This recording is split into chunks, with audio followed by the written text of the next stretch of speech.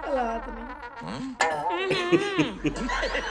मैं भी बैठी हूँ सराज। यार सिराज। सिराज साहब, ये बताएं, जिंदगी कैसी चल रही है आप दोनों की शादी के बाद? हैं? ठंड बहुत है। हरून ठंड सही बहुत है।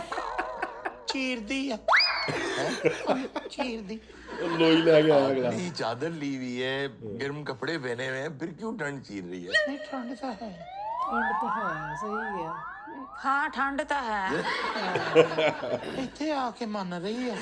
ये मन रही है। अच्छा है, हाँ सर्दी बहुत है, ये बात अपनी जगह बिल्कुल ये ठीक है। पता कहता थां कथां जांदी ठंड।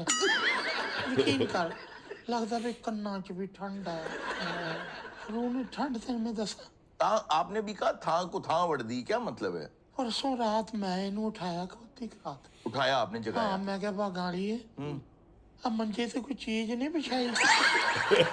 ठंड बढ़ती जाती है। यकीन कर क्रॉस कर दिया क्रॉस। Cross cross. क्रॉस हो रही थी। यानी ठंड तो ज्यादा है। आप नए घर में कैसा महसूस कर रही हैं? हरून आही तो मसला कुछ महसूस हुंदा ही नहीं। छोटी उम्र च ब्याह कर बैठा। असल बात ये है कि सर्दी जितनी महसूस करे उतनी लगती है। आपकी बात अपनी जगह पे। ਅਸੀਂ ਤੈਨੂੰ ਬਹੁਤ ਗੱਲ- ਮਹਿਸੂਸ ਕਰਨ ਦੀ ਕੋਸ਼ਿਸ਼ ਕਰੀਦੀ ਆ ਫੇਰ ਵੀ ਨਹੀਂ ਮਹਿਸੂਸ ਹੁੰਦੀ। आपको सर्दी नहीं? ਮੈਨੂੰ ਤਾਂ ਨਹੀਂ ਛੱਡ ਸਰਦੀ। ਇਹਦੀਆਂ ਮਾਂ ਦੀਆਂ ਸਾਰਾ ਦਿਨ ਦੀਆਂ ਗਾਲਾਂ ਕਿਤੇ ਸਕੂਨ ਲੈਣ ਦੇਣ ਤੇ ਸਰਦੀ ਮਹਿਸੂਸ ਹੋਵੇ। आपकी माँ? ਮੇਰੀ ਸੱਸ ਜਿਉਂਦੀ ਆ ਹਜੇ। मेरी मामा है सिराज, तेरी मामा भी है? हाँ जी हाँ जी ਇਹਦੇ ਪਾਪਾ ਹੈ।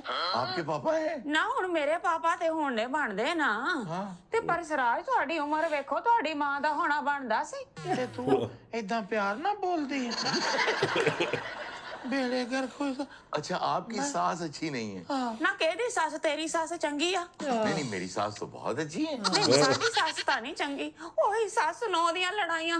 ਮੈਂ ਸੋਚਿਆ ਸੀ ਵਿਆਹ ਹੋਏਗਾ ਕਿਤੇ ਹਨੀਮੂਨ ਤੇ ਜਾਵਾਂਗੇ, ਕਿਤੇ ਆਸਟ੍ਰੇਲੀਆ ਲੈ ਜਾਓ, ਉੱਥੇ ਧੁੱਪ ਹੁੰਦੀ ਆ ਅੱਜ ਕੱਲ ਦੇ ਦੌਰ 'ਚ। अच्छा, नहीं पता आजकल ऑस्ट्रेलिया में वहाँ कहाँ जाएंगे ਉਹ आप? ਕਿਤੇ ਮਰਾਂਗੇ ਹੀ ਨਾ, ਕਿਤੇ ਬੀਚ ਬੂਚ ਤੇ ਚੁੜ ਜਾਾਂਗੇ। ਇੱਥੇ ਨਹੀਂ ਬੀਚ ਬਚਾ ਹੋ ਸਕਦਾ। मैं बीच बचा करा तो रहा हूँ ਇਹ आपका। ਉੱਥੇ ਹਾਰਬਰ ਬ੍ਰਿਜ ਜਾਣਾ ਚਾਹੁੰਦੀ ਆ। अच्छा, वहाँ पे ना अभी पिछले दिनों आपको पता है बोंडाई बीच के ऊपर ना वहाँ केड़ा? वहाँ एक बीच है, firing बोंडाई हुई। बीच ਨਹੀਂ ਏਦਾਂ ਦੇ ਵਾਹ ਯਾਦ ਬੀਚ ਤੇ मैं नहीं जाना। है। वहाँ वाहियात बीच वो है, नहीं लेकिन वहाँ फायरिंग भी हुई है बोंडाई बीच के ऊपर। ਲੈ ਵੇ ਹਰੂਨ ਅੱਲਾ ਤੇਰੀ ਜ਼ਿੰਦਗੀ ਕਰ। जी जी ਆ ਤੇਰੇ ਮੂੰਹੋਂ ਮੈਂ ਸਹੀ ਨਾ ਸੁਣਿਆ। जी जी जी